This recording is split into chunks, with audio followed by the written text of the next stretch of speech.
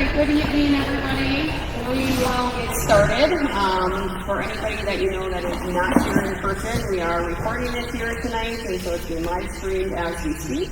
And it will be recorded, and then Jamie will get it uploaded onto our YouTube page as well. So if you know of somebody that couldn't make it, they can check it out when they have time, and make sure they get all of the information for the upcoming season. So in years past, we have done separate Squirts, Pee-wee, Bantam, girls meetings. It seems like there's a lot of repeated information. It also seems that we have a lot of people in our club that have maybe a Squirt and a Bantam, or a Squirt and a Pee-wee, or a girl, 12U and a Squirt, and so you're coming to multiple meetings. We thought we'd try it out this way. I know there's a lot of people here tonight, probably a lot of people watching as well. So just come in, find a spot to sit down, get comfortable, and we'll try and go through the information as quickly as possible.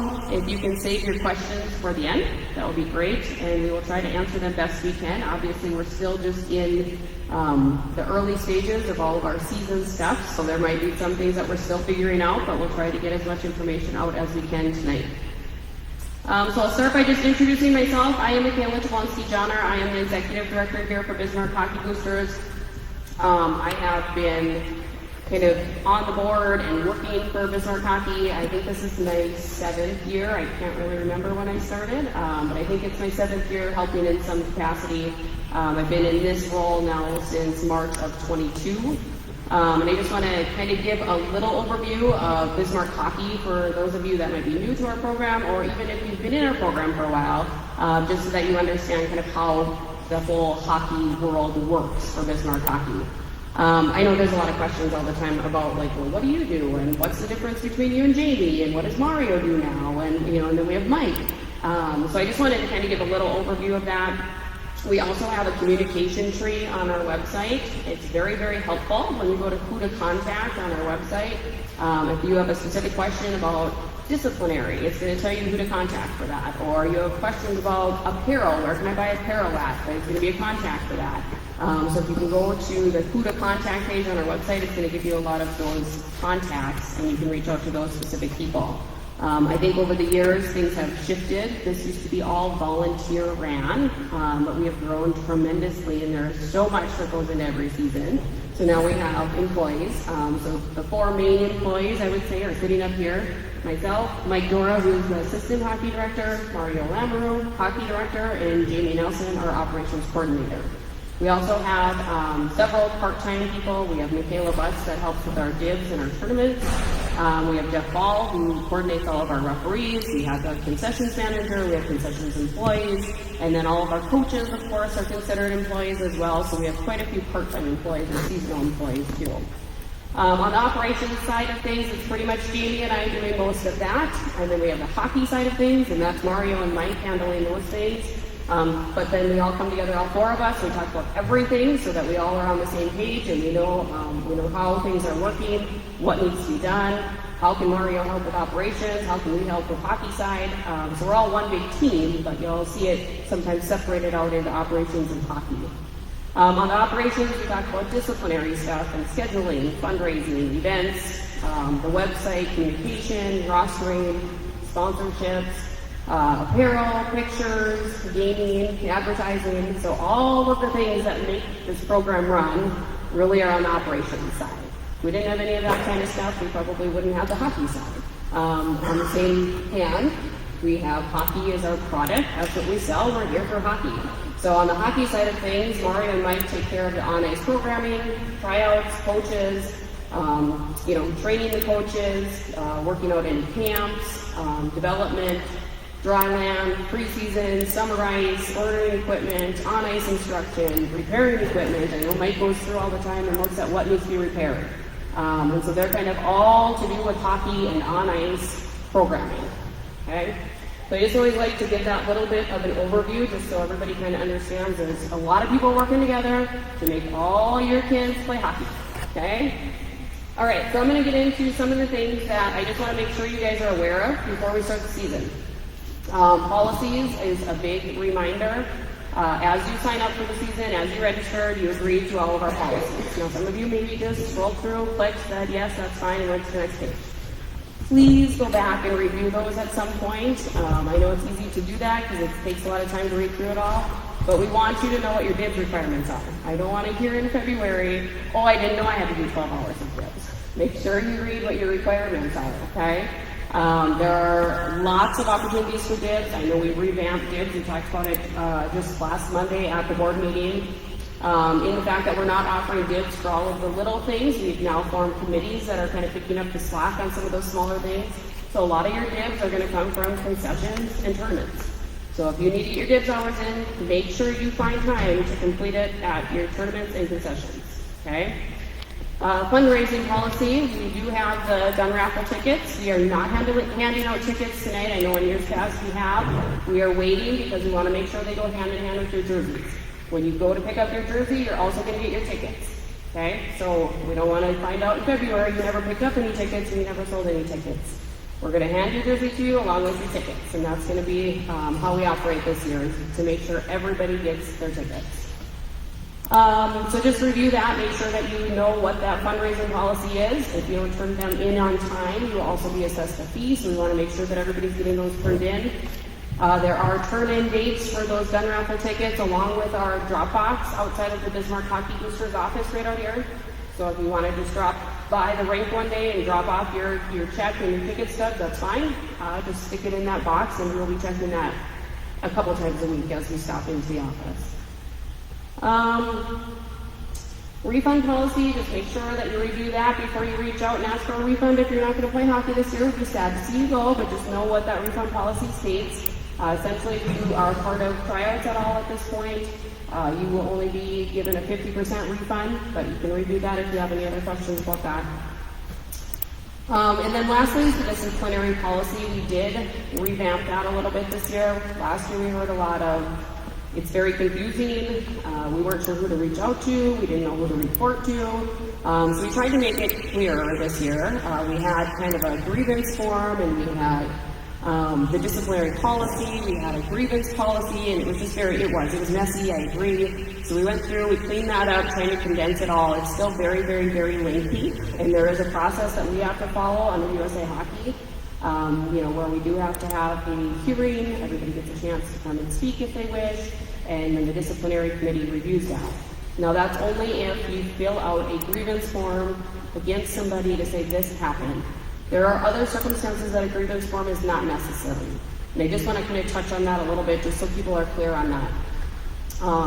Let's just say Johnny comes home and Johnny says, oh, Jack was being mean today at practice. And, he wasn't listening to the coach, and he wasn't doing what he was supposed to do. That's more for a coach to deal with. You can talk to the coach. The coach is going to deal with that, okay? That's not really a grievance form necessity at that point. But hey, Johnny was really being mean at practice today, and he was slashing me in the back with his stick. That probably requires a grievance form. So there's some things that coaches can handle, and we're going to let those coaches handle those things. But then sometimes it needs to be escalated. Fill out the grievance form, let us know about it. We're asking all coaches, and this is going to be addressed at coaches meeting as well. Coaches need to report everything that is happening within their team when it comes to those types of things. Parents can as well. We have an anonymous comment form on our website as well. If you fill out that form, it's not going to go to disciplinary committee because I need a reporting party to go to disciplinary committee. But if you're just wanting to let me know, you know what, I know the coach on Pee Wee A is having a really hard time with Jack. And Jack's just really struggling this year. Just let me know. Because what happened last year was we got to January and February and these grievances were coming in like hotcakes. And then they were like, and then in October he did this. In November he did this. In December, I'm like, I can't do anything about those. I didn't know anything about them. And so it's hard at that point to discipline on all the things that have happened for 4 months. But if I can know about these things up front, there's a likelihood that we can maybe address them up front too and get it stopped right at the beginning. What also happened last year was we also found that there was some bullying going on within teams, and the victim of the bullying, and levels of bullying varies, right? It might not seem like much to your child, but to that person, it might be really, really hurtful. And so we have varying degrees of that, but maybe one child on the team was being bullied in some form. And so all of a sudden in January, that kid's had enough and he's retaliating. And so now guess who gets in trouble? The kid that was picked on for 4 months. Okay, and I don't hear about the bullying and what was going on until he gets in trouble. And it's like, well, if I would have known about the bullying back in October and November when the season started, maybe we could have addressed it right away with the whole team, rather than waiting until the other one gets in trouble, okay? So we're gonna be strict on disciplinary this year. We really tried to clean it up, make it more straightforward. I'm gonna say right now, parents, you have to talk to your kids about what is acceptable, what is not acceptable, and you need to be teaching them. I know there were some circumstances last year that it was like, well, my kid didn't know he couldn't do that. My kid didn't think that that was wrong. That's not for us to teach them, okay? That's up to the parents to say, you gotta know what's right and what's wrong, what's acceptable, what's inappropriate, what's appropriate. I'll move into safe sport because that's huge. If there is any kind of sexual misconduct, sexual abuse, anything, that has to be reported to safe sport immediately. Within 24 hours is what you have. As parents in our club that are probably working the box, or maybe your team manager, or locker room monitor, or coach, you have to go through safe sport training. Make sure you know what that says. You have 24 hours to report a safe sport violation. Safe Sport takes it very, very seriously. It doesn't come to me, it doesn't go to Mario, it goes to the U.S. Center for Safe Sport. And they will conduct an investigation, and they're going to look at what occurred. They make the decision, not us. So if they say your kid's suspended for the rest of the season, that's out of our hands. We can't do anything about that. But sometimes we have maybe a 10-year-old boy that thinks that something's funny, a slap on the rear end, right? Maybe grabbing their friend inappropriately. They think it's funny, but it's not. And that person can turn around and report your child that goes to the U.S. Center for Safe Sport, and it's out of our hands. So you need to talk to your kids. I'll tell you, I guess I didn't say this in my introduction. I have 3 boys in the program. I have one that's 21 that went through the whole program. He's off of college. Now I have, there'll be a Squirts, and then I have a Mike, and then a Turbine. I have 3 boys in the program. After seeing the disciplinary stuff come in last year, and parents saying, well, I didn't know that was inappropriate, or my kid didn't know that that was wrong, he shouldn't do that, or he thought he was just being funny, he was playing with his friends. I went and I talked to my boys. I was very strict. I was like, do not do anything like this. It is going to get reported. You can get in trouble. You can be kicked out of hockey. So it's up to you parents to talk to your kids about what's appropriate, what they should be doing, how they act at the rink. I mean, I told some kids last year as I talked to them in disciplinary hearings, go to the rink, go to your locker room that you're assigned to, you get dressed, don't talk to anybody, don't touch anybody, don't do anything, and you get on the ice and listen to your coach, and same thing when you go back in the locker room. You get undressed and you leave. I mean, we don't want it to be that strict, right? We want them to have fun, but they have to know what's appropriate. And if they can't be appropriate, then that's what they have to do. We have in the past had to take locker room privileges away from teams. If they can't act appropriately in locker rooms, we'll take the privileges away, meaning you get dressed at home, or you get dressed out in the lobby. And nobody wants to do that when they're 12 years old, or 14 years old, right? So just make sure that your kids know what is going to be acceptable behavior. Again, we're going to be strict on disciplinary this year. We're just not going to tolerate it. Number one, bullying is not going to be tolerated. We are going to have conversations immediately if I hear about bullying. Because like I said, we saw it last year, it just would progress until boom, that person snapped.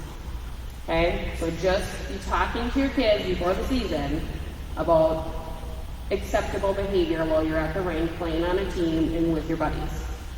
Okay? I'm beating that like a dead horse, but I just want to make sure everybody is very clear on that. Anything that you guys do need to report on that, if you have questions on that, reach out to me. I can kind of help steer you in the right direction. I know last year it was like, well, do I talk to the coach? Do I talk to the off-ice coordinator? Do I talk to the hockey director? Do I talk to Michaela? And I'm just saying at this point is report that to me so I can document it. We can talk about whether or not an actual grievance form is needed, if it needs to go to Safe Sport. Anybody that knows about a Safe Sport violation has to report it. I also want to make that clear. We just had our fall meeting yesterday for NBHA, and that was stressed over and over again. If you are a locker room monitor or manager for your team and you find out about an incident that occurred, you have to report it. You are obligated to report it. If we don't report it for anybody that knows about the incident, we can get in big trouble. Prisoner copy can be in big trouble. We can be suspended, we can be put on probation, and we don't want any of those types of things to happen. So if you hear about something that needs to be reported to Safe Sport, you need to report it. Okay? All right, so I talked about communication tree a little bit already. Again, very, very great resource for you guys. Jamie put that together for us this summer, so it was a little bit easier to say, who do I need to contact about this specific thing? There's a DIBS coordinator, so if you have questions about your DIBS or your hours, reach out to her. I think a lot of times what happens is, it's just like, well, I know Michaela does this, and so I'm just going to ask her all these questions. And like, well, now I'm going to send you on to the next person. So if you guys can please look at the communication tree, reach out to the appropriate people, that'll help us on the back end of things. As far as email communications go, we know, and I know I've talked about this in past parent meetings, Squirts Engine isn't the greatest when it comes to reaching out to all of our members. There are some glitches, so the emails typically are going to go to the email address that was used to create your Squirts Engine account. Now that might have been 10 years ago, maybe with an older child even, and so you don't use that email anymore. That's where the email communications typically go. Okay, so if you sign up now and you say, oh, well now it's, Michaela Jablonski at gmail.com, not Michaela Jablonski at hotmail.com, it's probably still going to your Hotmail. So if you have issues with not receiving emails, make sure that your account is updated. You can reach out to Squirts Engine. There are some how-tos on how to change your contact information as well. I know I get a lot of emails throughout the year. I'm not getting your emails. It's not really on my end to change because all I can change is what you put in your registration, not your account information. Okay? So if you're not getting those, reach out to Squirts Engine and they can try and help you out there. We also make sure that we put it on Facebook and on our website, so anytime there's a communication that you guys need to know about, we're going to put something out there for you on Facebook, on our website, so that you make sure that you get the information. If you're not getting the emails, check other resources, and you should be able to find the information you need. Operations side of things, so again, locker room monitors and managers are going to be needed for all of the levels, basically Squirts and up. Termites and mites don't need them, but they're not here tonight anyways. So Squirts and up, we need locker room monitors and managers. There is a sign up. You just go through the same registration that you registered your kiddo for, and you just click on whatever you're signing up for. We have quite a few people already signed up, but we would love to see more, especially as we're trying to figure out who's going to be on which teams. As those teams are formed, we can say, oh, yep, this parent had already said they'd be locker room monitoring, just get people assigned right away at the get-go. As everybody is probably aware, as soon as teams come out, things get really wild, right? We're releasing so much information all at the same time, trying to get jerseys out, trying to get you ready for your first games. You got to get everybody rostered. So if you guys can get signed up for those things ahead of time, it makes it a lot easier on our end for assigning those. We are right now scheduling league games, booking hotel rooms, same thing as last year. For any of you that were managers last year, hotels have not been easy to come by. There are going to be some teams that are left to find hotels even after we post everything. Unfortunately, since COVID, really, the world has changed a little bit with the hotels. It's been harder to get those blocks of rooms that we used to be able to get, and prices have definitely skyrocketed. I know in Grand Forks, for sure, they're $200, $300 a night, and I will not book a block of rooms for you guys at that rate. So sometimes it means teams splitting up. Sometimes it means, that the manager is putting maybe 2 blocks together at 2 different hotel rooms. But we will try and get that arranged for you guys as quickly as possible. It's just not as easy as it used to be. We will release all of those game schedules, hotel information, all of that right after teams are released. All teams will be released prior to October 18th for all of the levels that are here tonight. Okay, so by October 18th, we'll have all of our teams released. We'll make sure we get those website team sheets out for everybody so you can see your game schedules right away. Make sure that you have everything that you need to do to go forward with the season. The Anthem Checking Clinic is coming up September 26th and 28th. We just want to remind people of that. That is at Capitol Ice here. It's free. You don't need to register. You can just show up. But any of the first-year Banthams are encouraged to attend that. So if you have a first-year Bantam, just kind of plan to make sure that they are here. It'd be good if they can come both nights, but even one night is better than nothing.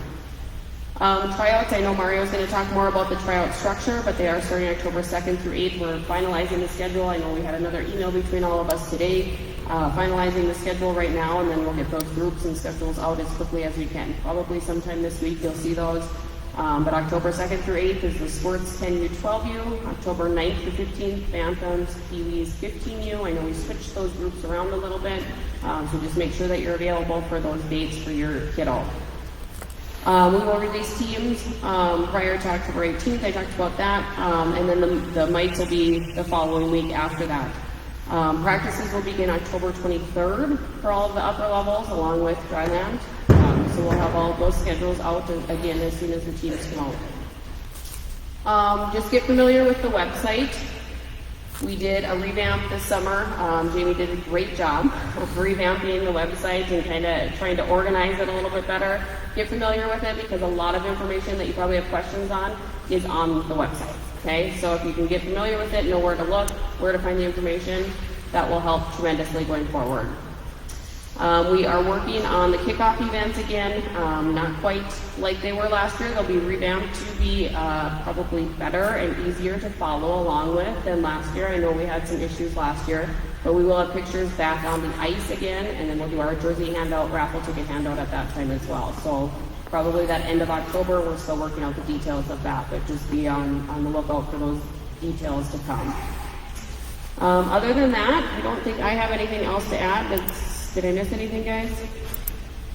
On the operations, administrative, I know I said to save questions for the end, so if you have questions, we'll have a mic coming around too, so we can get those questions from you guys. But like I said, biggest thing for me is really knowing the policies and knowing what's expected from your child. And I know Mario's going to hit on that a little bit too. So, all right, I'm going to hand it over to him to go through the rest.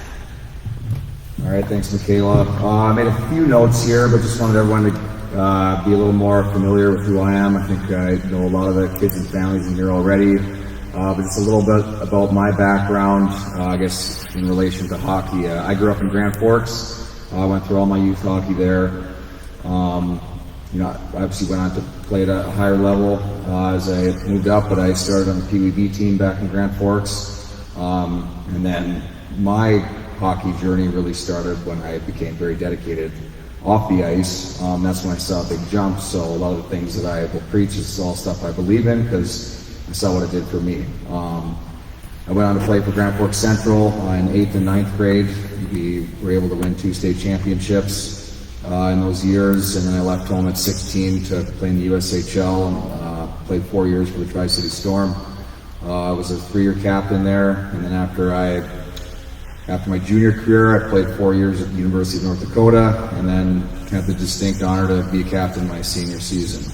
After that, I played 9 years professionally, 3 years in North America, and I played the last 6 seasons over in Europe. I was able to play in 6 different countries in those 6 years, so got to really evaluate and look at from not just a professional standpoint, but from a youth development standpoint. I really tried to look at what are all those different countries doing, the countries that have good up and coming programs, what are they doing, the ones that struggle, why is that? You can kind of look from city to city and kind of just start to notice some of those things, and hopefully I'll be able to use that experience to hopefully improve our club. Outside of being a player, I've been heavily involved in youth hockey for the last 15 years. In 2015, I started our Lambert hockey programs here, which is kind of when I relocated with my wife Molly during my off season. We've started several different programs and worked with clubs in a variety of ways to try and help develop young hockey players. Every program that I have done had a specific purpose, whether it was to kind of get more kids playing hockey or to improve a certain skill. They all had a purpose kind of behind what I felt made me a better hockey player, and tried to figure out how you could kind of emulate that for other kids. As far as being on a team, I've been in about every single situation you can be. I've been the top player, I've been the bottom player, I've been a leader, I've been a follower, and everything in between. I have been pushed. I've pushed other teammates over the years. All roles are extremely vital in a team sport. I intend to use all these experiences to help our club at every level with both individual development and trying to make sure all players have the opportunity to improve and have a fun and successful season.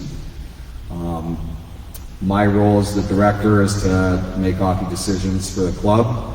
A lot of these decisions are difficult decisions to make, and I do have a good understanding that every decision that is made kind of can affect everybody a little bit differently. So some decisions may view as a benefit for them or their child. Some may see it as a negative towards their child. These decisions will always be based on the best interest of the club or the best interest of their specific team, and I'll try to make well-educated decisions with as much information as possible. You know, you go through all the different levels, the girls' side, the boys' side. You know, you're trying to evaluate numbers each year, so you're trying to make the best decision that's going to hopefully give everyone the best chance to have a successful season. Sometimes it's not always the best. Sometimes there's decisions I'll make that I don't want to make, but we just have to understand that we're trying to make the best decision that'll hopefully work well for everyone. There was a valuable lesson I learned in all of my years playing was how to create a positive team environment. The big lesson was really empowering your leader, your coach, your team manager, your director. It was so valuable to on-ice success. I've seen it on the good side and I've seen it on the bad side. Oftentimes I may have had a different opinion, a different idea, a different system, but achieving success would not be possible if I was trying to pull the rope in a different direction.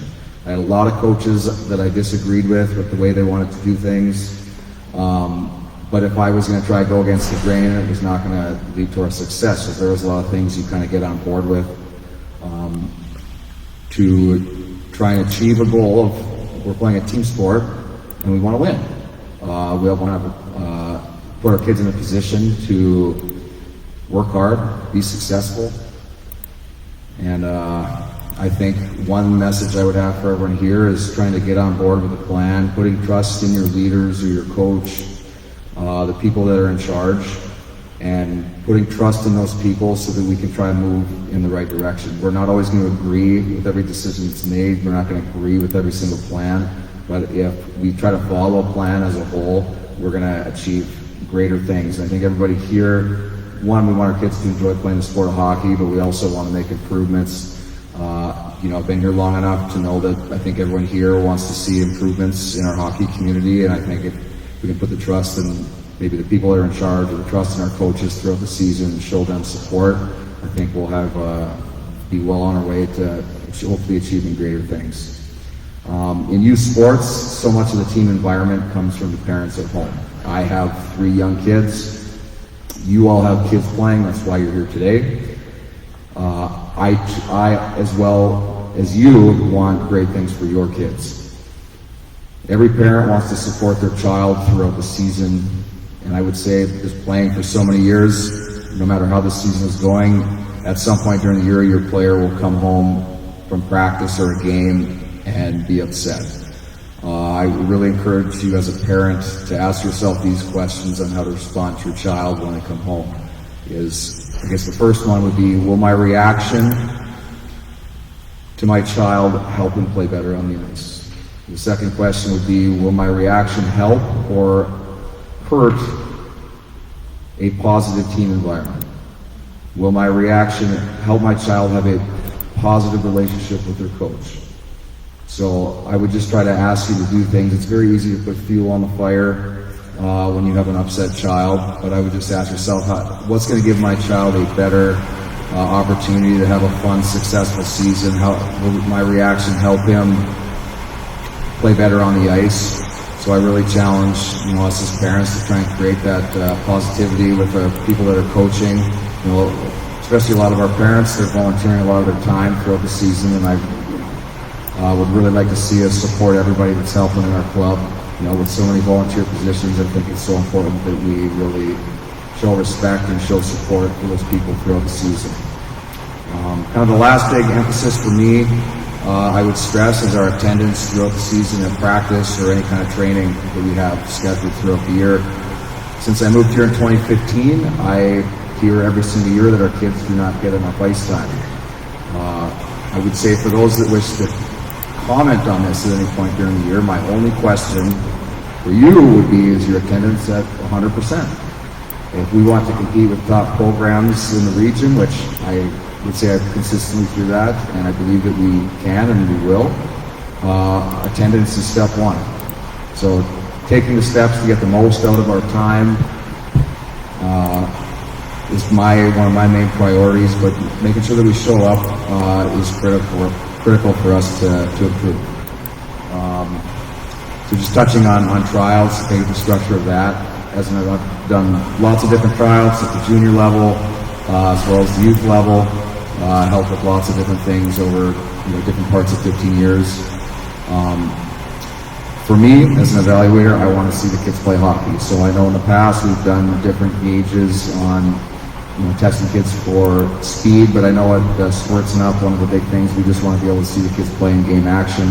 To me, that's the separator. If we can get enough, watch our kids play, typically we can try and put those kids in the right positions to start the season. And that's kind of how we're going to try to structure practice. We want to see the kids play and try and put them in the best position possible, place them at the right levels so that we can go and play in a competitive season. We don't want to put our teams in a position where we're going 30-0 and winning 10-0 every game. We want to challenge our kids with tough competition. We also don't want them being on the wrong side where we're putting them in a tough position where they struggle to be competitive. So it's obviously a big challenge every year to kind of see where our levels are at, but my mindset is we want to challenge our players, challenge our teams to be in a spot where they have to compete every single game. I know what it did for me to play on teams where we really had to work extremely hard, had to play very well to win. And I also, growing up was in Grand Forks, I was fortunate where we won a lot of games, and I saw how inconsistent that made me as a player as I kind of grew up. And when I was challenged, that's when I really took a big step as an individual. But if I missed anything there, Michaela, for the trials? But yeah, so that's kind of what we want to see, is we want to see as much game action as possible. And we would, myself, Mike, and we have several other evaluators that will be watching and help us pick our teams as we filter through that.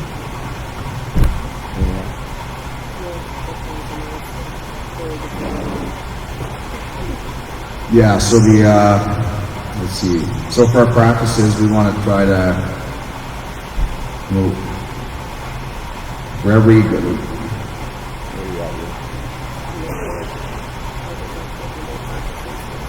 Yeah, so I think for Squirts and 10U, our goal is to have 2 to 3 practices per week, plus our dryland sessions.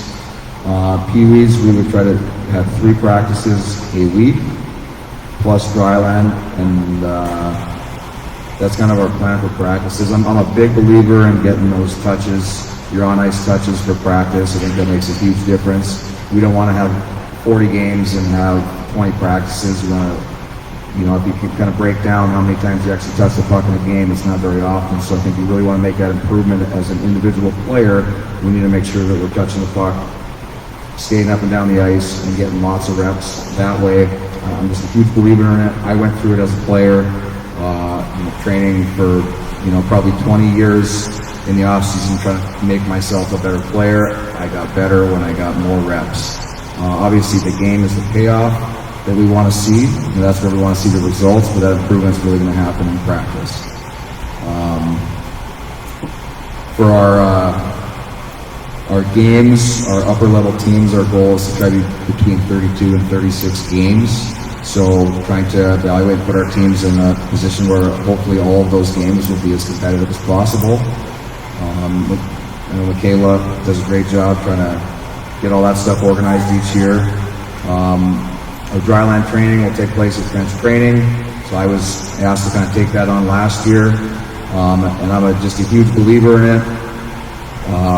With the off-ice training, obviously, I don't get too crazy about it, as our kids get younger, but it's a great option for us to make some improvements. Especially I encourage our older age groups, their attendance is, I obviously would like it to be perfect at those things, because I saw what it did for me as a player. I would say per my level was an average. My talent level was very average, and I really put a big emphasis on my preparation each season, and I was able to play longer and surpass a lot of guys just by being in better shape and making sure I was taking care of myself. Because there was a lot of guys I played with over the years that I would say were probably a lot more talented than I was, but I really had to work on my craft to try and play as long as I did and play at some of those levels. So that's why I'm just a big believer and all those stuff. If I wasn't, I would not do it. I wouldn't put an emphasis on it at all. But I am a big believer in that stuff, and that can make a huge difference, and I think for our improvement as a hockey community.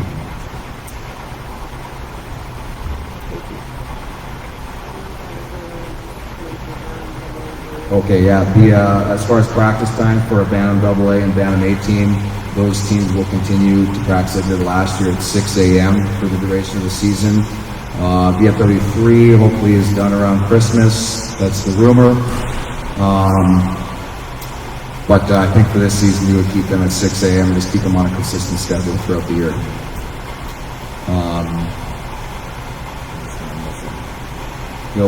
One of the things for our practices, so I talked about preparation.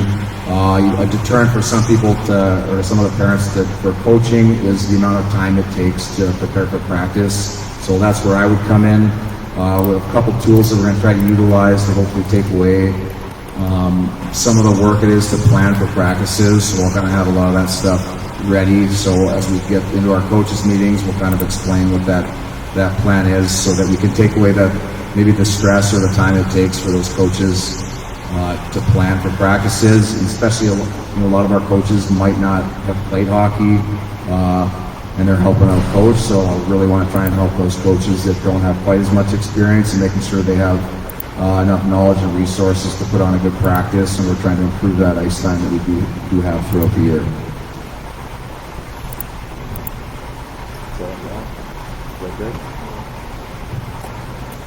Yeah, I mean, just a reminder, if anybody is interested in coaching, you can reach out to Mario, you can email me, you can just go on and register as a coach. Just let us know. Again, it helps when we have the teams picked. We kind of can say, oh, we have a coach for this team, or we need to find a coach for this team. So the sooner you get your coaching certifications done and get registered with BHB, that helps us out. Managers, locker room monitors, I already said that, if you are interested in that, but I also want to just put another plug out there for our committees. We have the events committee, the fundraising committee. If you serve on those committees throughout the entire season, you'll get your dibs waived along with one free registration refunded as well. So it's great if you can help out and kind of commit to serving on one of those committees. And obviously you'll see the benefit of that after the season is done by getting that refund too. One other thing to mention, tryouts are closed. You are not allowed to come and watch the tryouts except for the games. The games on the weekend you can come and watch. Otherwise they are closed tryouts, and so you're not able to come in to watch those. You can come and drop your kiddo off, make sure they get in, but after that, we're going to ask you to leave. Other than that, I think we hit on just about everything. Trench training, for those of you that might not be aware, 3130 East Broadway, so that's where our dryland will be. Dryland is mandatory. You're going to see kind of a change in how we structure the dryland as far as scheduling this year. You might have dryland and then have practice after. What we're trying to do with that is trying to clear up some nights for you guys to have some nights away from hockey and maybe have some family time, or maybe actually eat dinner at home. That would be great too. So we're trying to, restructure a little bit and make sure that maybe you guys can have 1 to 2 nights at least without hockey in your lives. Of course, there's some of you with multiple kids like myself, and it just seems like I live here all winter long. But we'll try our best. So, anything, Mike? Yeah, we can. Yeah. So we will start. Just kind of a little bit about Squirts. So Squirts will start again, same as we have the last several years, in-house. But we will end earlier this year, so we'll have the Squirt in-house Tier 1, Tier 2. Those teams are all going to be equal skill levels, playing each other for those first, 6 weeks, I suppose it is. December 1st through 3rd, I think, is that weekend. Is that right? Whatever that weekend is, that first weekend of December, the 1st to the 3rd is what I'm thinking, is actually going to be the in-house tournament. So that's almost, 2-3 weeks earlier than we've ended in the past. That'll give those Squirt travel teams then that opportunity to practice for the next month. The 10U girls actually have a tournament right away in December, so they'll have about 2 weeks to practice, and they're going to head to their first tournament. So just be aware of that, 10U girls. You guys will be going out to Minnesota right away in December. Otherwise, it looks like most of the Squirt teams will start their tournaments in January. There is a possibility for a December one in there too, but we're still working on that. So December 1st through 3rd, you guys are going to be done with in-house, and in all of your jerseys, you're going to turn around on Monday, and you're going to start your practices for your travel teams. Those travel teams will be relayed to everybody the end of November, so that you guys know kind of what to expect right after that tournament, where you're moving to, what team you're going to be playing for. We will try to get schedules out earlier for those sport teams then as well. We'll probably get those out on our website end of November as well, just so that you guys have time to kind of prepare for that. I know the last couple of years it was a little bit later in December, and it's really hard to plan for the rest of your winter when you don't know what's going on. I'm just going to go quickly through our team declarations. Most of you have probably listened to our board meetings, you've heard, maybe seen something on our website, looked at our board meeting minutes. But I will look at that real quick as far as what we have declared. I'll start with the Squirts. Not that the Squirts are declared because they're not a league under the state. But with our Squirts, we're looking at right now 1 Squirt A, 2 B1s, and then we'll have 2 Bs, and then we'll have 4 additional B teams. We haven't really figured out what we're calling all of them yet. Essentially, we're going to tier those B teams. Last year we had the rec league, which just stayed in Bismarck, played each other kind of over and over, and I know there was some frustration with that, which I completely understand. And so we pushed that away as far as a rec league, but we're still going to do kind of a limited travel with those 4 B teams. In going out to the west, maybe going to Dickinson for just a day, playing 2 games, coming back, or heading up to Hazen, playing a game, Minot, Jamestown, those quick day trips that you guys can get out to and get back. So a little bit more limited travel. And then the other 2 B teams will probably head more east and maybe do some more overnights over that way. Okay? Moving into Pee-wees, we have Pee-wee AA, Pee-wee A, 2 B1s, and 4 Bs at this time. Of course, all of these can change throughout tryouts. I mean, if the evaluators, Mike and Mario, all sit down and say, you know what, I think we have, the talent is there to do 3 B1s and 3 Bs, that can change. We can always change. A lot of work, because that means I get to reschedule everything, but it can change. But I just want to make that very clear as well. So this is what we've declared to the state, but those things can change as we navigate through kind of where things are at. For Bantams, Bantam AA, Bantam A, Bantam B1, and 2 Bs. Girls side of things, we have 15 UA, 15 UB, 12 A, 12 UB, and 2 10 UB. Okay? So that's what we have kind of declared. That's what we're scheduling for at this point. But again, things change all the time. We were just at that fall meeting yesterday, and I know we had different towns, drop teams, add teams, move teams. Maybe they were a B and now they moved up to B1, so that's what happens. Bear with us as we navigate through the initial scheduling, getting those games out. As many of you are aware, things change. Always be in communication with your team manager. Watch the website. Last year we had a terrible winter, and we had a lot of reschedules between high school needing to be rescheduled and bumping us out of our ice slots or us moving games. So just always be watching that calendar. Unfortunately, it's not a perfect system. We have a lot of ice users sharing the ice, and so sometimes things just have to shift. So watch the calendar. Anything else, guys, before we open up to questions? Okay. Well, anybody have questions? If you have questions up in the bleachers, we do have a mic that we can bring out to you. Anybody?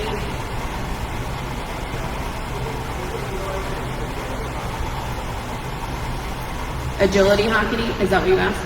I mean, I'll let Mario answer that, but I just want to make sure the question gets put onto the recording too for those. They asked if we would still be using agility hockey, but I'll let Mario answer that. Yeah, we're looking to probably adjust that. If it's a useful tool, it's something that we consider keeping. I have a different app that I would use. It's basically puts together 3D practice plans of everything. So basically you can go on and watch cartoons on your phone, and that can be your kind of look at your practice plan. Hopefully give everyone a better idea, especially like our younger age groups. It should be a very simple thing to look at. Just kind of watch maybe a station, if it's station-based practice for younger kids. But that's something I would like to utilize. So when we have our coaches meeting, I'll get everybody set up with an account for that. But that's something I would like to utilize that I think will be really a real useful tool, especially the first half of the season.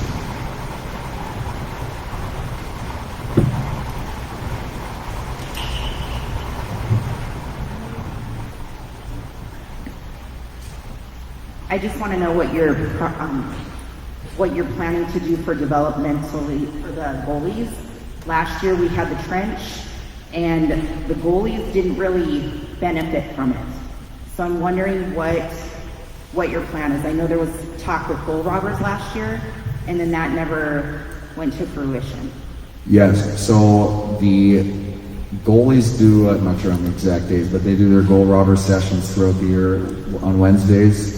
And then the trench stuff was kind of designed around the players. And we've told the goalies that they are welcome to come. So it's not really goalie specific for them, but I guess other than the hockey side of trench, everything there would be beneficial for goalies. To be honest, even the shooting stuff for goalies, like goalies need to be able to handle the puck. So obviously it's more player specific, but we the agreement was that it wasn't our job to train the goalies, but they were welcome to come whenever they wanted. Does that answer your question?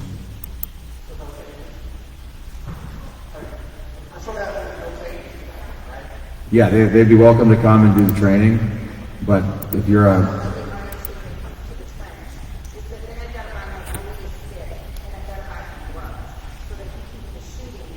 No, we would ask him to use his goalie stick for that.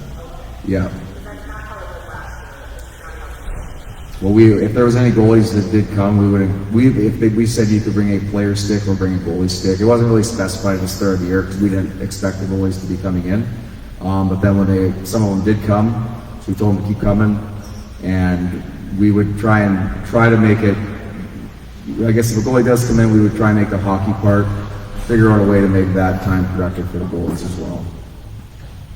Along with that, my son's a goalie too, and he would bring his goalie stuff to trench and be told he wasn't allowed to use it, or he got chewed out a few times, but his goalie coaches at Goal Robbers were telling him to bring it so he could learn to shoot and pass the puck. And so he does the off-ice training at Goal Robbers on Tuesdays and Thursdays. We pay for that. And he gets goalie-specific training, and it often overlapped with trench. And so he would beg to go to the goal robbers training and do that, which was goalie-specific, which was good.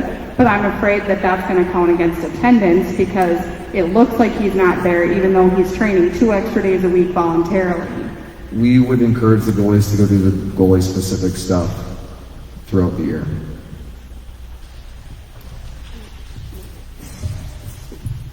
And just to echo that, we actually just met with Goal Robber a couple of weeks ago, and we did talk about that if your practice ends up being on Wednesday night, and we have the Goal Robber that we offer as part of the programming for goalies, go to Goal Robber. Just let the coach know to go to Goal Robber, not to be a practice tonight so that they're aware, but always go to the goalie-specific training. Do you allow the safe sport to be interchangeably with Bismarck Figure Skating Club, or do you require a whole new set of going through the class and a background check? It's a great question. I'll have to look into that. I mean, I would think that once you're safe sport certified, that it would just carry through along with your background check. I would assume that, but let me check into that. Yep.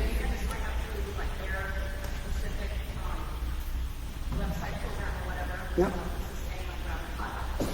I completely agree, yes.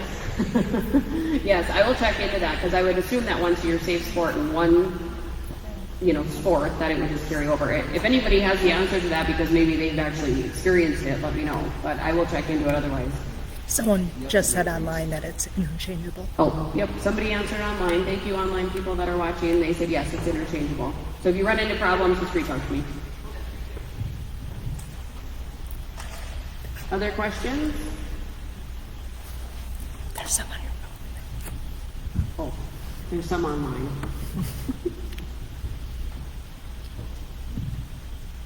Let's see what we have. How many goalies for Pee-wees do we have? What do we count? 13?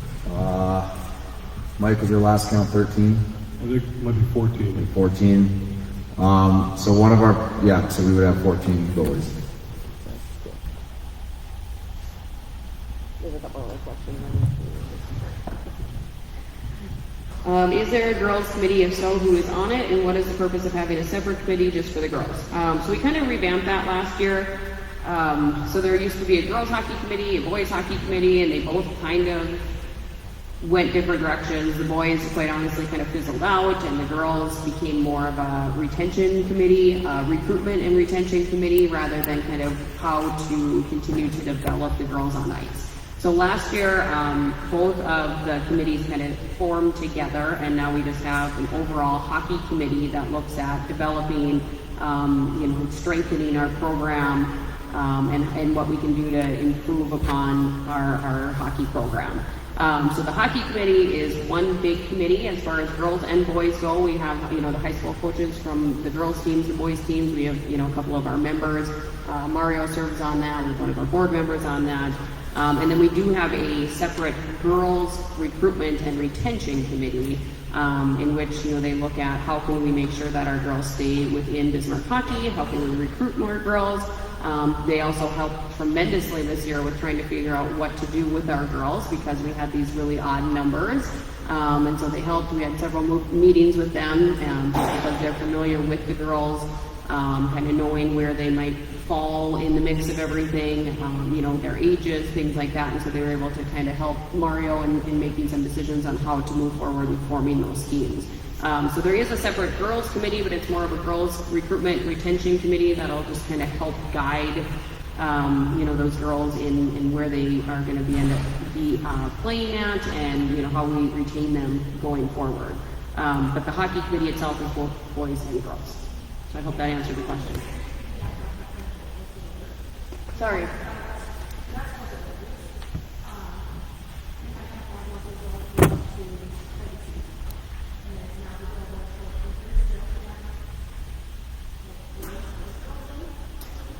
So we have one goalie at 15U that is signed up.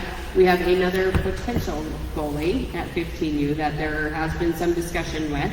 Actually, part of our discussion with Bull Robber, the board meeting last Monday, if you watched those meeting minutes at all, I did recommend that we buy some goalie gear for girls, so that we can start getting our girl goalies interested, so that we have some gear to say, hey, if you want to play, we got some gear for you. We also, I proposed to the board, it has not been approved yet, but I proposed to the board that we pay for some specific goalie development, so that we can get another 15U girl goalie up to speed as quickly as possible. And so she can have some, one-on-one or two-on-one training with Bull Robber, and get her up to speed very quickly. I mean, we're going to run into this problem continuously in the next couple of years, because if you look, we have 2 12U goalies and we have 1 10U goalie, and we have all these girls that want to play hockey, and our teams are growing, which is great, but we need to have goalies to be able to complete the team. So we are trying to do some things on BHB side to make sure that we can recruit those girls and play those positions. So we are looking, we have a girl in mind. I don't want to put any names out there yet for that second 15U goalie spot. No, there's 2 at 12U, and we'll have 2 12U teams too. So yeah, we don't have that option either. Yeah, unfortunately. Somebody asked if there's a specific group chat for the committees. I have an email thread, I guess, for anybody that's on the committees. I know that the fundraising committee, I have not gotten to circle back after our first meeting that we had, so I apologize for anybody that's waiting for my email to come through. It will be coming. We've just had a lot of other things going on, so I will circle back on that. Otherwise, just an email thread. So if anybody wants to be on the committee, let me know so I can include you on that thread. Do you have a question up there, Mike?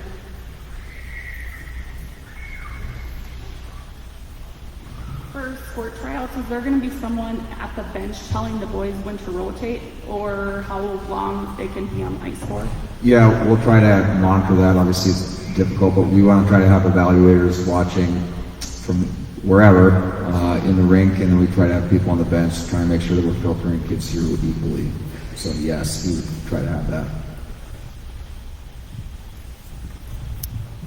There was one further question on here that I missed, just again about the committees, and I'll just answer it so that everybody knows about the time commitment for the committees. So essentially we have several different subcommittees within each committee. So the fundraising committee is going to talk about apparel and advertising and gun raffle and all the things that might fall under fundraising. Events, we have kickoff events, we just have the golf tournament, we have the meltdown, several events, I guess, that we have included in that. The family fun nights at the high schools, we're trying to get some like pub crawls going to support our gaming sites and make sure people are really aware of what our gaming sites are and are visiting those places frequently. And so we just ask that you kind of help when needed. I'm not going to say that you have to be at every single event or you have to be a part of every single event. But just, kind of take some ownership in at least one specific thing and then just help out as needed. If you can show up for a couple hours at a tournament, but maybe not commit to being on the tournament subcommittee, that's fine. If you can help out with planning for the meltdown, we just really need all hands on deck. I mean, I listed off a whole bunch of things that we work on all the time. It seems like we work a lot of hours, so any help we can get from our members and volunteering, it takes a huge load off of us. So any help is appreciated, but really, that you would serve on that committee the entire season and just kind of pitch in where you can. So I'm not going to say it's you have to put in 80 hours or it's just making sure that you're dedicated to the committee.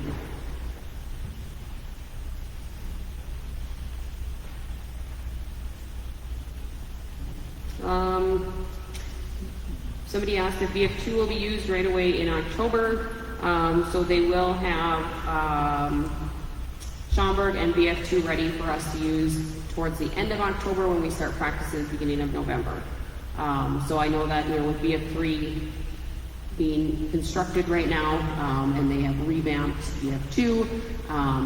People have asked that before, are we going to see any kind of disruption at BF2? But no, they have promised us we will not. I actually think that they are pretty close to saying we can utilize it. Once we get practices rolling, we'll have all 4 of our rinks going. And as Mario indicated, we have been told that, by the first of the year, we will have BF3. Once you get game schedules and start seeing some practice schedules roll out, I will not schedule anything in BF3 until it is open. So you might see some games scheduled in BF2 for your teams, and the hope would be that we will have BF3 open and I will switch those over to BF3 and we'll utilize the new facility at that point. But I just don't want to schedule anything until I 100% know that it is open. When can we get rental goalie gear for kids? So last year, Justin Antonovich was assigned as the goalie coordinator. So we have sent some information off about that. I know just recently he had a goalie turn-in date. And so he's the one to contact for any of your goalie gear needs. His contact information is on our website, along with on our Facebook page. Just recently we posted that, but if you need it again, you can reach out, and then you can reach out to him about that goalie checkout date.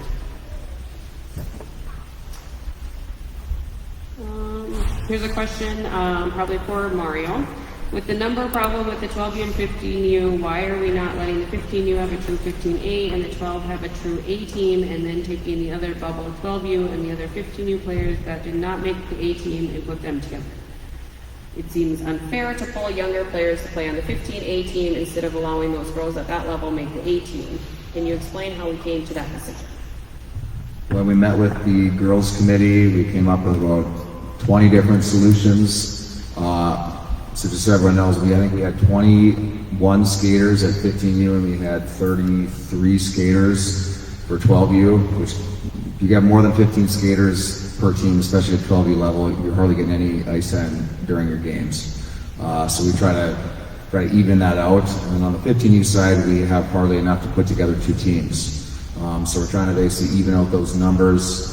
And the solution with the people involved with that, through a lot of different scenarios, and then I made the decision that would be the best solution would be to try and get, is it 1 girl, 2 girls, 3 girls that would move up to that 15U age to fill it out. Is it fair for a younger player to go up and take a 15U A spot? I guess that would fall under the difficult decisions that I'm in charge to make. So whether you think it's fair or not fair,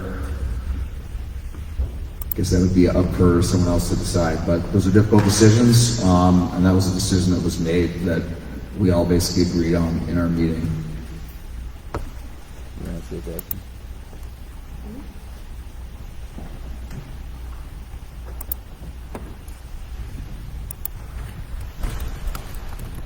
Somebody asked for the website for the Safe Sport certification, and so we can definitely share that in the comment section.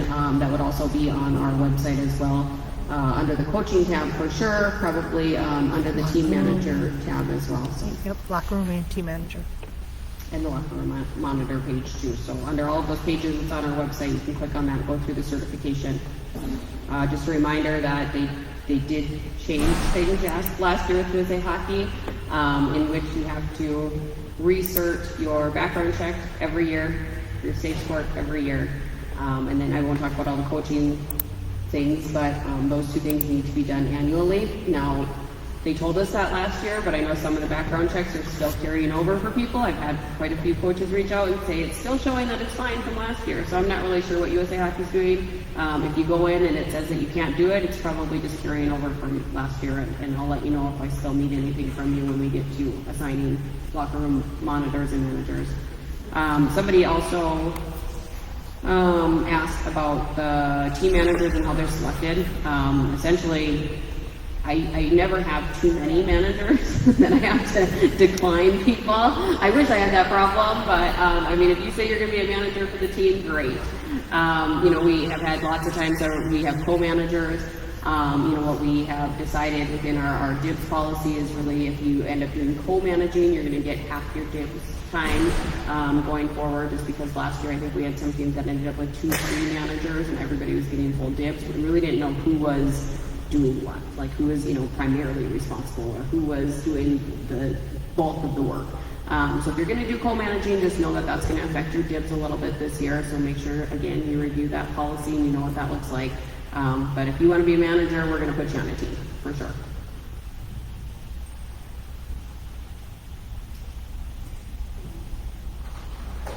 Okay, I think I got everything on here. Does anybody have questions in the audience?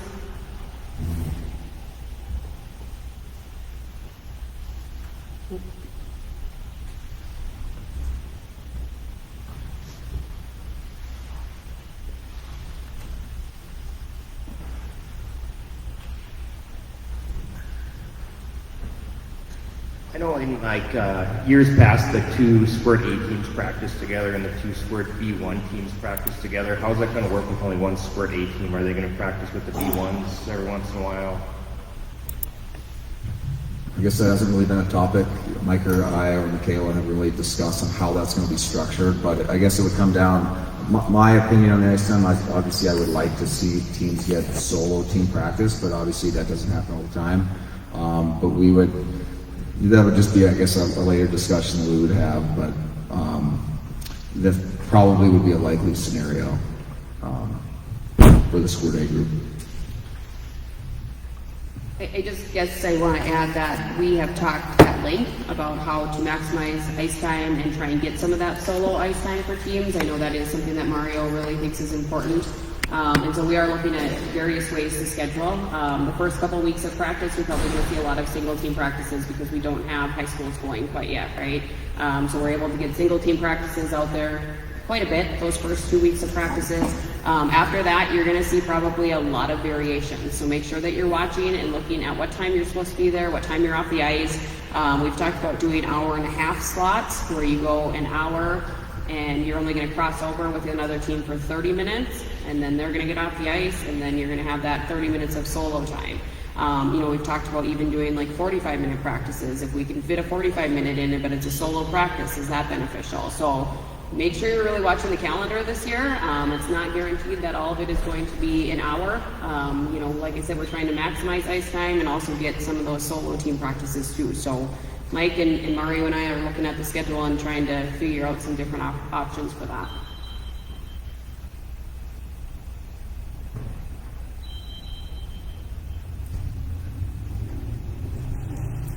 I see Mike laughing up there. Must be something in his stuff over here. Just want to make sure it wasn't, going to blow up at me. Okay, any other questions from anybody? Oh, I do. Sorry, more on here. What will happen if 15 new girls who don't make a team quit or decide to play high school? Will you just pull more 12U girls away? Well, we don't want to pull any more than we feel is necessary. So obviously the situation right now is not ideal, honestly, for either level. We would just try and make it work for the season. I guess I would touch on, from a developmental standpoint, if we have a player at a certain level, that always has the puck every single time they're on the ice. That takes away from those, I guess, those touches that I talk about from other players. And just coaching high school the last 2 years, my first year we lost what I thought were our two best players early in the year, and I thought, we're going to be in major trouble. And it actually ended up being a great thing for our group because it allowed some of those other guys to take more of the load. And I think they grew and improved a ton by being in that greater role. So I think a lot of times when you sometimes remove that top player, especially if, a lot of towns there is maybe a dominant player at a certain level. If you remove them, it really, I think, brings up our middle, or that next group of kids. And I think from a depth standpoint, as you feed all the different high schools, I think we're really improving our depth across the board. So for the 12U, if it was that top girl that goes up, I think it really gives a lot of those other girls an opportunity to improve at a higher rate, because now they're going to be the ones responsible with maybe it's more ice time or put in those different situations. Hey, I'm a new Squirt parent, and I was wondering if you could go through the different B1, B, A levels and how they travel and how that works with tryouts. Do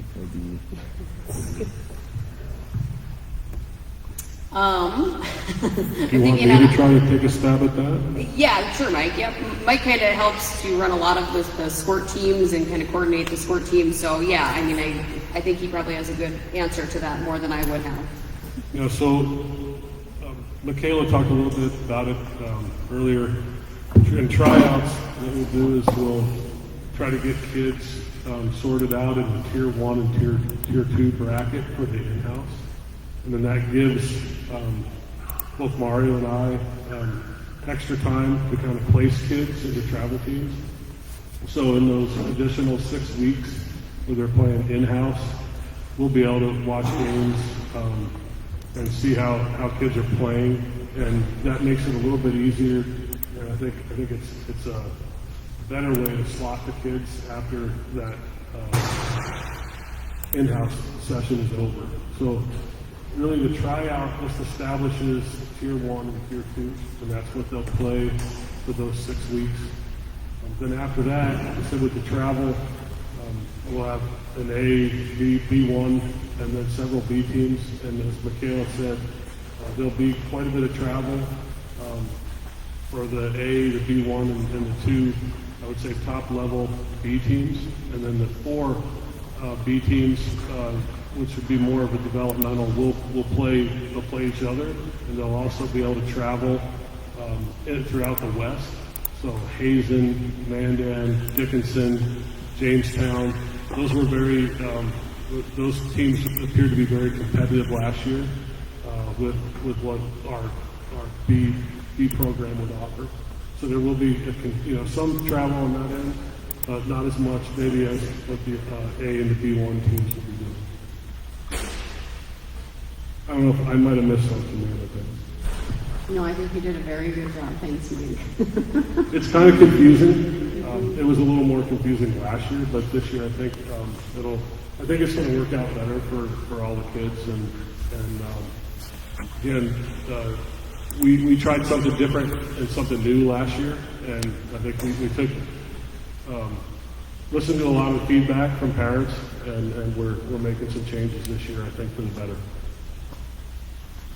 Yeah, and we will have the 10U girls mixed in with that in-house to start the season again. They'll have their own teams, just as we did last year, and then they'll break out into their 10U travel from there. It's hard with Squirts. There's 120 some kids at the Squirt level, and I think at that age you have kids that are just starting, and then you have kids that have been playing since they were 4, right? I mean, you have varying degrees of development and skill at that age, and so it's really hard to figure out what teams are going to work best. And so, like I said, at this point, that's what we're planning for, but things could change. We need to see everyone get on the ice and kind of make some decisions at that point too, so.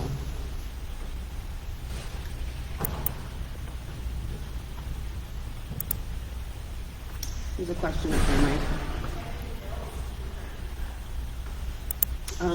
24, I think.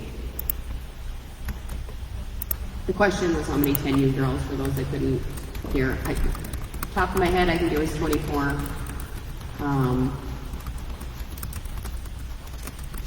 One goal, or 2 goalies. And we do still have, we actually added a 15-year-old as of today. We had somebody else interested at 12U, so, you know, people are still adding to our numbers. Kind of just continuous until we get to really, you know, October here.